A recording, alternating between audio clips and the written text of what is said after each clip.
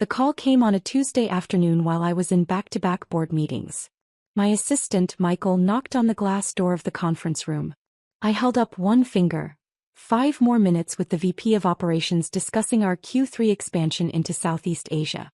When I finally checked my phone, there were 3 missed calls from my sister Lauren and a voicemail. Hey Emma, it's me. So, about the baby shower next Saturday? I've been thinking and, okay, this is awkward, but the shower's at Greenbrier Country Club. Daniel's family is hosting. His mom basically planned the whole thing. Everyone's going to be there. His parents' friends, his colleagues from the firm, people from their social circle. And I just think, given where you are right now with the whole startup thing and everything, it might be better if you sit this one out. You'd feel uncomfortable anyway. All the other guests are, established. You know what I mean? Anyway, call me back. Love you. I played it again. Given where you are right now, you'd feel uncomfortable. Established. I set my phone down carefully and returned to my meeting. An hour later, Lauren texted. Lauren, did you get my message? Me, yes. Lauren, so you understand, right? It's not personal. Daniel's family is they're very particular. His mom keeps talking about how elegant everything needs to be. Target clothes and startup stress just wouldn't fit the vibe. I stared at that message. Target clothes. Lauren. Plus mom said you've been so busy with work you probably don't have time anyway. This way you don't have to feel obligated. Me, okay. Lauren. Thanks for being cool about this. I knew you'd get it. I'll send you pics. I sat in my corner office on the 52nd floor of downtown Chicago, overlooking Lake Michigan, and tried to remember the last time Lauren had asked me a single question about my work. Let me paint the picture. I'm Emma Chin, 34 years old, founder and CEO of Catalyst Financial Technologies. We're a fintech company specializing in algorithmic trading platforms for institutional investors. Current valuation, $3.2 billion. Revenue last year, $480 million. Employees, 650 across 4 countries. I started Catalyst 7 years ago in my studio apartment with $22,000 in savings and an algorithm I'd been developing since grad school at MIT.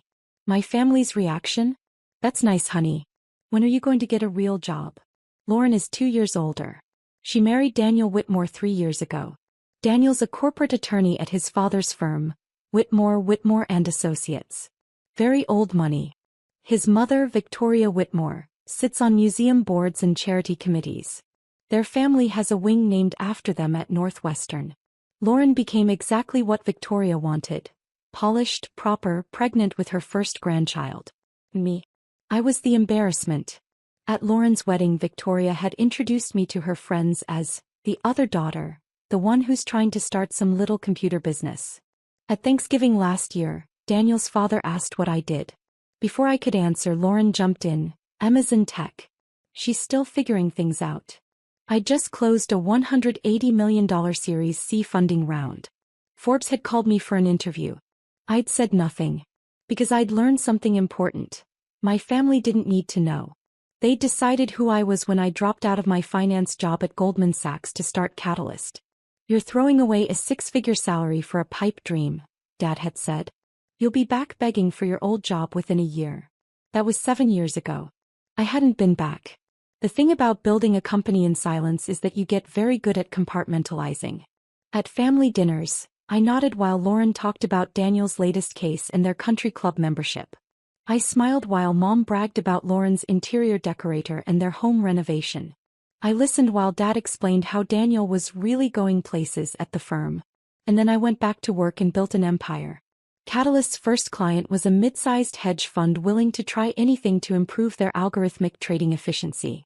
Our platform increased their returns by 23% in the first quarter. Word spread fast in that world. Within 2 years we had 15 institutional clients. Within 4 years 50. By year 6, we were managing algorithmic trading for some of the largest investment banks and hedge funds in the world. The Wall Street Journal called us the quiet revolution in fintech. Bloomberg named me one of their 50 people who changed finance. Fortune put me on their 40 under 40 list. My family saw none of it. Not because I hid it, because they never asked. At Christmas 2 years ago, I'd mentioned in passing that we were expanding to London. Oh, that's exciting, Mom had said. Is that expensive? starting an overseas office.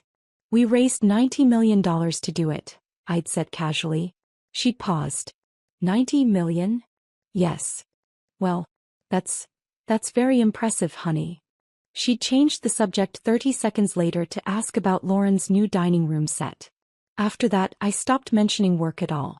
My world became divided. The professional world that knew exactly who I was and the family world that had no clue. Until last month, when the Wall Street Journal released their annual Power Women in Finance issue. I was on the cover. The Wall Street Journal photographer spent 4 hours with me. They shot in our office in the trading floor in the glass-walled conference room overlooking the city. The final cover was striking. Me in a navy Tom Ford suit, standing in front of floor-to-ceiling windows with the Chicago skyline behind me. The headline, Emma Chin, the algorithm queen who's revolutionizing institutional trading. The article was 5 pages. It detailed Catalyst's origin story, our technology, our growth, our $3.2 billion valuation. It quoted our clients, CEOs of major investment banks calling our platform transformative. It mentioned our revenue, our expansion, our plans to IPO within 2 years. There was a full-page photo of me on our trading floor, surrounded by my team, dozens of screens showing real-time market data. The magazine hit newsstands on a Thursday. My phone exploded with congratulations from clients, investors, colleagues, business school classmates. Nothing from my family. I checked the group chat. Mom had posted photos of Lauren's nursery renovation. Dad had shared an article about golf courses. My brother Kevin had posted a meme. No one mentioned the Wall Street Journal. Until Friday afternoon when Mom called. Emma. Honey. Carol from my book club just showed me the most amazing thing. You're on the cover of the Wall Street Journal. Why didn't you tell us? It just came out yesterday. But when did they interview you? This article says you have a $1 billion company. 3.2 billion. And they interviewed me 6 weeks ago. 6 weeks. And you didn't mention it. I did mention it. At dinner last month. I said I had a Wall Street Journal interview coming up. You asked if it would interfere with Lauren's baby shower planning. Silence on the other end. Well, I'm sure I was just distracted with helping Lauren. This is all very exciting, honey. I'm forwarding this to everyone I know. She hung up before I could respond. Lauren texted 20 minutes later. Lauren. Mom just sent me the Wall Street Journal thing. Why didn't you tell me you were on the cover? It just came out. Lauren. This is insane. You look so professional. When did this happen? Me, which part? The interview or the 7 years of building the company? Lauren. Don't be like that. I'm happy for you. This is huge. Me, thanks. Lauren. Anyway, about the baby shower. Since you're obviously super busy with all this big CEO stuff, you probably can't make it anyway, right? And there was. The cover of the Wall Street Journal hadn't changed anything. I was still the sister who didn't fit in at the country club. Saturday arrived. I spent the morning in the office reviewing our Q4 projections with my CFO, David Park. Catalyst was on track to hit $620 million in revenue. Our expansion into Singapore was ahead of schedule. 3 major investment banks were in active negotiations to triple their usage of our platform. You should be celebrating, David said. The Wall Street Journal cover, the numbers, everything. Why are you here on a Saturday? Where else would I be? I don't know. Living your life. You're 34 and worth $500 million personally. Maybe take a day off. I smiled. This is living my life. My phone buzzed. The family group chat. Mom had posted a photo from the baby shower. Lauren in a flowing white dress, surrounded by presents wrapped in pink and gold. The country club's event room looked like something from a magazine spread. Cascading flowers, elegant table settings, women in designer outfits holding champagne flutes. So beautiful. Lauren looks like a princess. Dad, very classy event. The Whitmores really know how to do things right. Kevin, free food and I wasn't invited? Rude. I zoomed in on the photo. I recognized some faces. Victoria Whitmore holding court near the gift table. Daniel's father Robert in the corner talking to other men in polo shirts and expensive watches. Women I didn't know, all perfectly coiffed, all clearly comfortable in this environment. Lauren had been right about one thing. I would have stood out. Not because of my clothes. I had a closet full of designer suits and could afford anything in that room 10 times over. But because I'd built something instead of marrying into it. And that apparently was worse. According to the family group chat, the shower was going perfectly. Victoria just gave the most touching speech about welcoming a grandchild. Lauren, opening presents now. So many beautiful things. Lauren just opened the Hermes baby blanket from the Vanderbilts. So elegant. I was about to silence my phone when it started ringing. Unknown number. Chicago area code. Emma Chin, I answered. Miss Chin. This is Melissa Garcia from WGN News. We're doing a segment on the Wall Street Journal's Power Women issue, and we'd love to interview you. Would you have time this week? Can you email my assistant to schedule? Of course. And congratulations on the cover. The story is incredible. Building a multi-billion-dollar company from scratch? That's the kind of story Chicago needs to hear. We hung up. 2 minutes later my phone rang again. This time it was a number I recognized. Victoria Whitmore. My heart stopped. I answered. Hello. Emma? Emma Chin. Her voice was sharp. Confused. Yes, Mrs. Whitmore? I'm at Lauren's baby shower. I was just showing my friend Margaret the new Wall Street Journal. She collects magazines. And there's a young woman on the cover who looks exactly like you. Emma Chin. Same name. CEO of some technology company. My mouth went dry. That's me, I said. Silence. I'm sorry. Victoria said. That's you? On the cover of the Wall Street Journal. Yes, ma'am. But Lauren said you work at a startup. That you're still figuring things out. I do work at a startup. My startup. Catalyst Financial Technologies. We're worth $3.2 billion. I heard a gasp on the other end. Then muffled voices. Someone asking what was wrong. Emma, Victoria said slowly, are you telling me you're the CEO of a multi-billion-dollar company and you didn't come to your sister's baby shower? Lauren uninvited me. She said my Target clothes wouldn't fit in with your social circle. More muffled conversation. Victoria's voice sharper now. Lauren, come here. Now. Then the call ended. My phone immediately exploded. Texts from numbers I didn't recognize. Missed calls from Mom. A text from Kevin. Dude, what is happening? And then 30 seconds later a call from Lauren. I answered. Emma. He was crying. Angry crying. Why didn't you tell me? Tell you what? That you're on the cover of the Wall Street Journal. That you're worth billions. That you're. Her voice cracked. Victoria's friend just showed her. In front of everyone. Everyone at my baby shower. And Victoria asked me why my incredibly successful sister wasn't here. And I had to say I uninvited you because I thought you couldn't afford to fit in and... She was sobbing now. I said nothing. Emma, I'm mortified. Daniel's entire family is asking questions. His mother is furious with me. She keeps saying you excluded your sister? The one on the cover of the Wall Street Journal. And everyone is looking at me like I'm... Like you're what?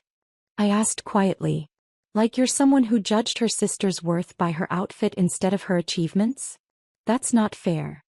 Isn't it? I didn't know. You didn't ask, Lauren.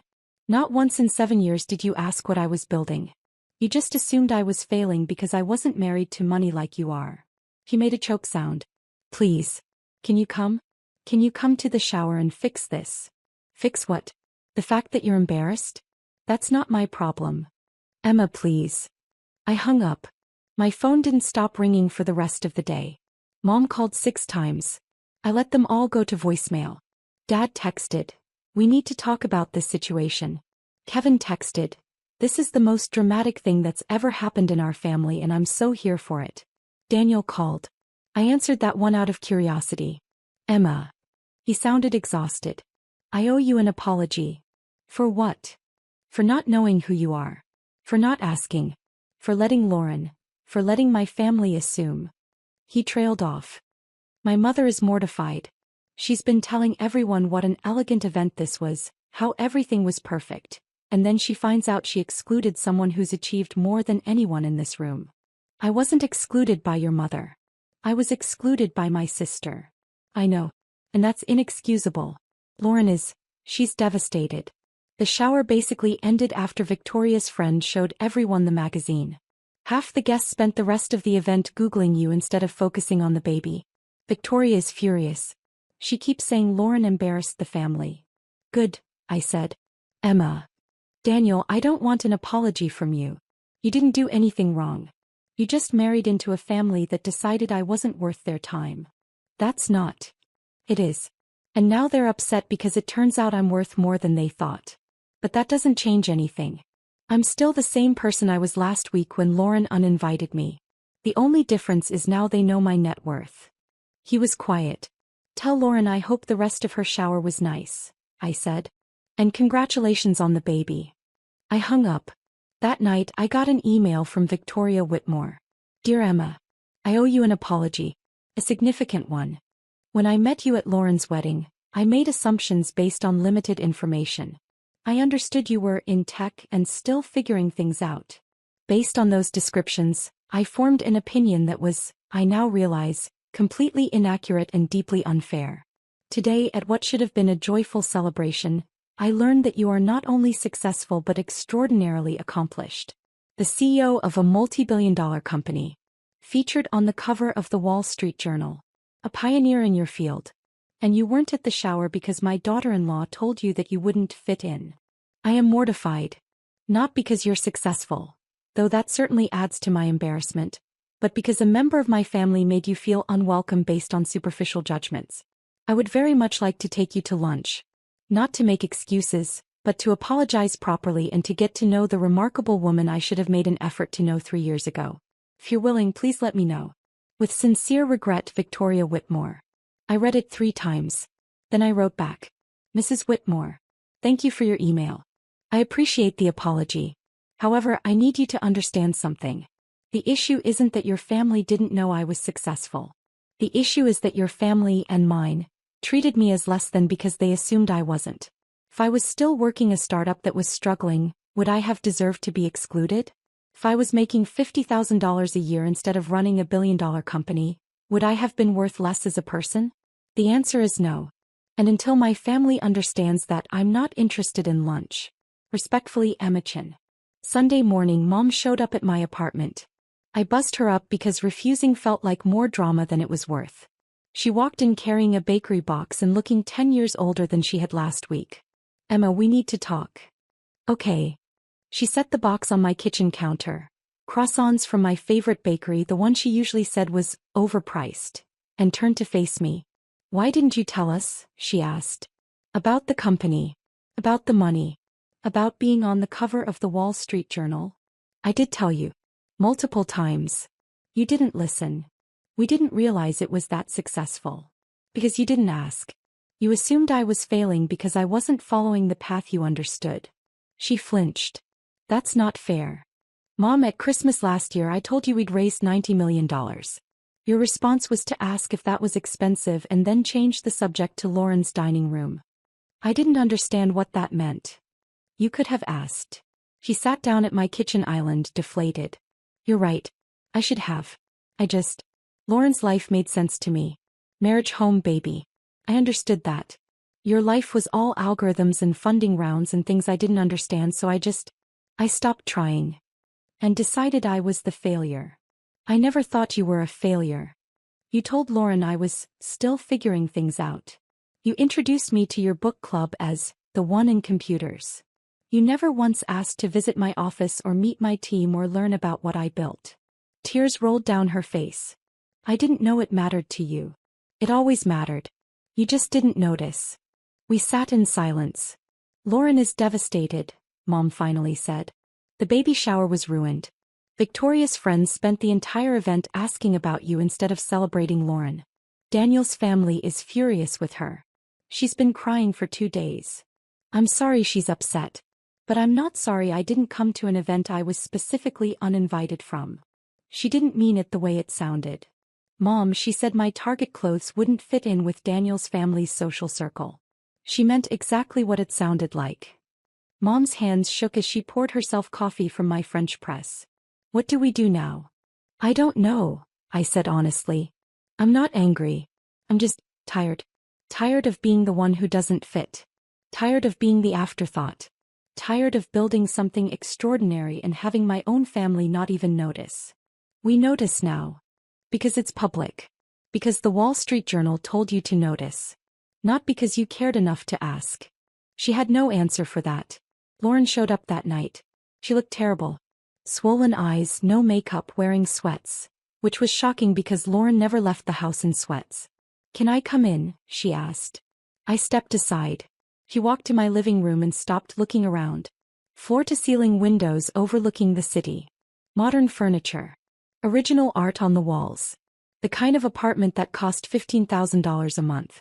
"I've never been to your place," she said quietly. "You never asked to visit." "I know." She sat on my couch. "Emma, I'm so sorry." "For what specifically?" She took a shaky breath. "For not knowing you. For not caring enough to know you. For judging you based on what I thought your life was instead of asking what it actually was." I sat across from her and waited. "I thought you were struggling," she continued. "I thought the startup thing was a phase. That you'd eventually give up and get a normal job. I thought I was ahead of you, married, stable, settled. And I liked feeling that way."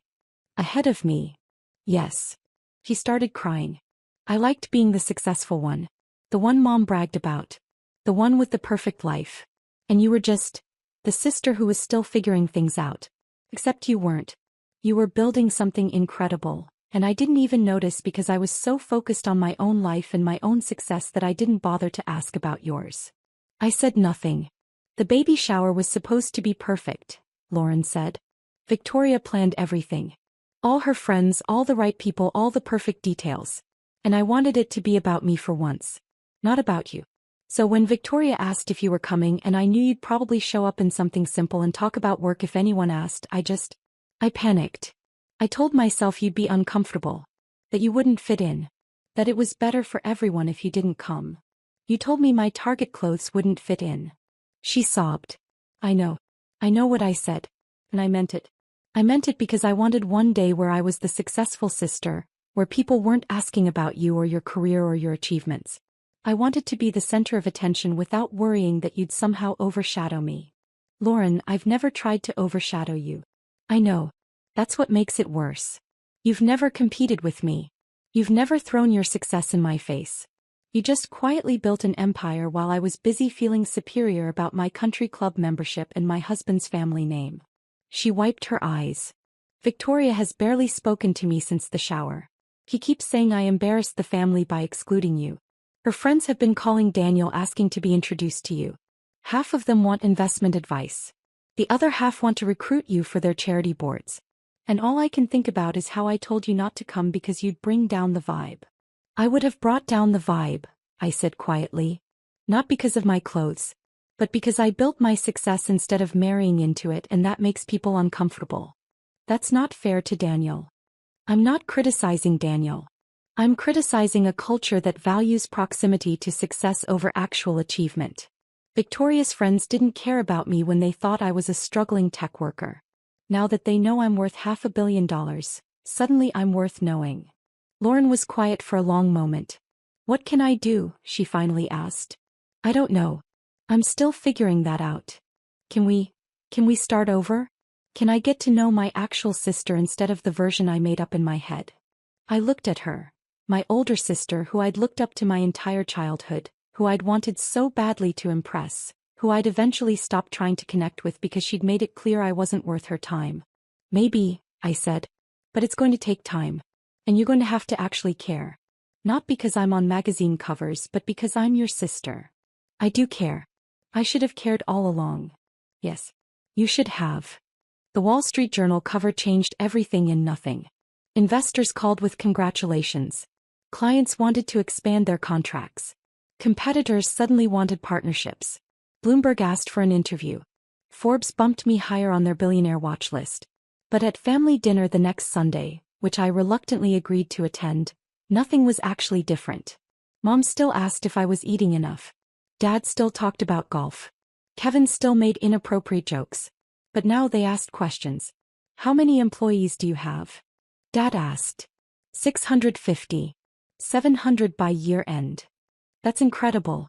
How do you manage that many people?" "Very good executives and a clear company culture." Lauren was quiet most of the meal. He kept looking at me like she was seeing me for the first time. Toward the end she said, "Emma, would you want to come to lunch sometime? Just us. I'd like to hear about Catalyst. About what you've built." "I'd like that," I said. Victoria Whitmore called the next week. I took the call. "Emma, I wanted to follow up on my email.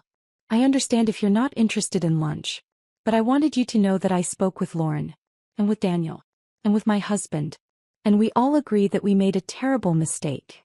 Thank you for saying that. I also wanted to mention, I sit on the board of several nonprofits, tech literacy programs, women in STEM initiatives, financial education for underserved communities. We'd be honored if you'd consider joining one of our boards. Not because you're successful, but because we need people who've actually built something to guide these programs." I paused. That was not what I expected. "Send me the information. I'll review it." "Thank you, Emma. I really would like that lunch. Not to apologize again, though I will. But because I'd like to know the woman my son's child will call Aunt Emma." It got me. "Hey," I said. "Lunch." 3 months later, I sat in a private room at Greenbrier Country Club, the same place that had been too elegant for me a few months earlier, having lunch with Victoria Whitmore. She'd arranged for the chef to prepare my favorite dishes. She'd done her research. "I've been reading about Catalyst," she said. "Your platform is revolutionizing how major institutions approach trading. The technology is remarkable." "Thank you. I also read the Bloomberg interview. You mentioned starting the company because you wanted to prove that brilliant ideas could come from anyone, not just people from the right schools or the right families." "That's true." She set down her fork. "I'm one of those people who judges based on pedigree. Old money, right schools, proper families. I've been that person my entire life." "I know.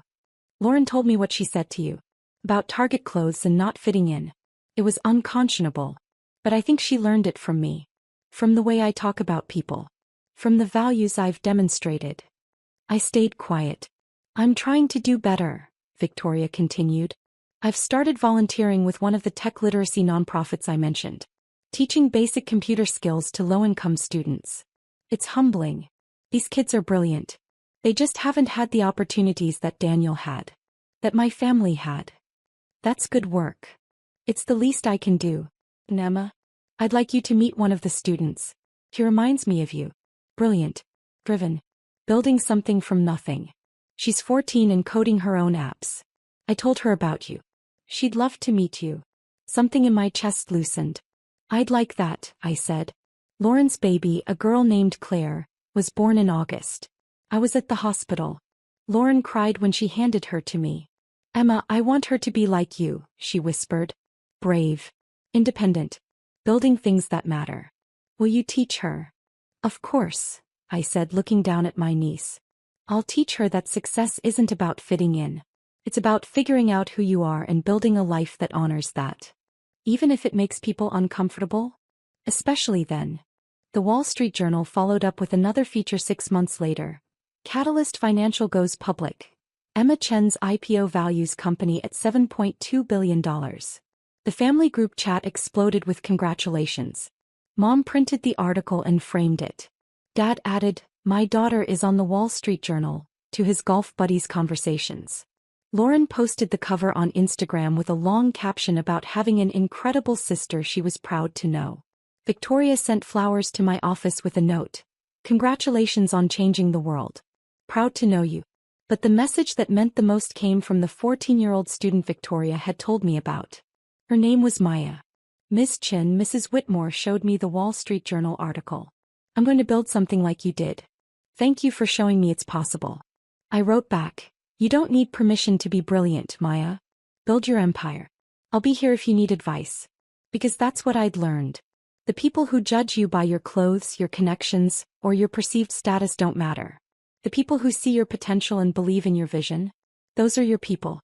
And sometimes, just sometimes, the people who dismissed you eventually realize what they missed. But by then you've already built something so extraordinary that their approval is optional. And that freedom, that's the real success.